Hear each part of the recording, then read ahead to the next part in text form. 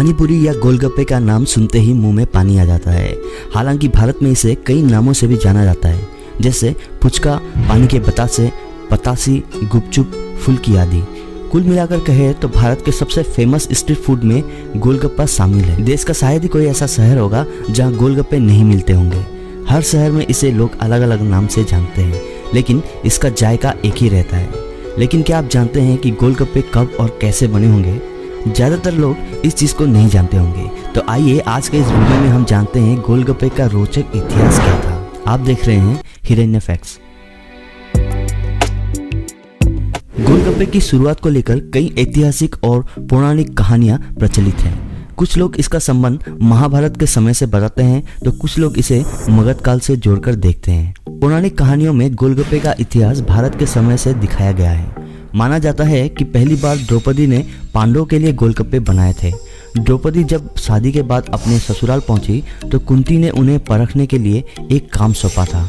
क्योंकि पांडव उस वक्त वनवास पर थे और घर में ज़्यादा खाना नहीं होता था, ऐसे में कुंती यहाँ परखना चाहती थी कि उनकी बहू द्रौपदी अपने घर बार को संभालने में कितनी कुशल है। इसलिए कुंती ने द्रौपदी को थोड़ा आटा और कुछ भजी हुई सब्जियां दी थी और कहा था कि इसी में सभी पांडवों का पेट भरना है।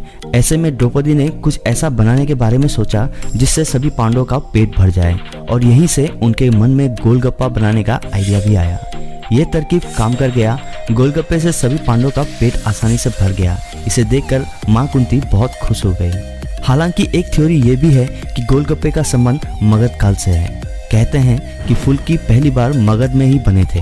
फुल्की गोलगप्पे का दूसरा नाम है। हालांकि इन्हें पहली बार किसने बनाया था इसके बारे में इतिहास में कोई जानकारी नहीं है, लेकिन ये हो सकता है क्योंकि गोलगप्पे में पड़ने वाली मिर्च और आलू दोनों मगध काल यानी 300 से 400 साल पहले भारत आए थे। बिहार में गोलगप्पे को फुल्की कहा जाता है, जिससे लगता है कि मगध काल में भी आलू का चटपटा मसाला बनाकर गोलगप्पे खाए जाते थे।